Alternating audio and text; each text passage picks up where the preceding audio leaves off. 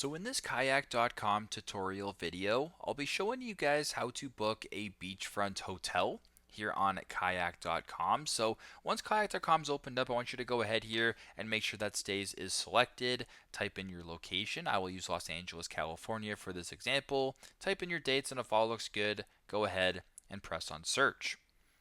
Once you're redirected to this page, I want you to go to the top to where it says all filters, then go to where it says amenities right here and press on the drop down. Under the amenities page right here, I want you to scroll down to where it says beachfront and go ahead and press on that, then press on apply. So now once you're here, you can go ahead here and refine your search even further to hotels that are beachfront properties. So here in Los Angeles, of course, all the hotels, of course, would be on the ocean, but this, of course, applies to anywhere that may have beachfront property. So very simple, very straightforward. This is how to book a beachfront hotel on kayak.com. Thanks again for watching, and I hope this video helps.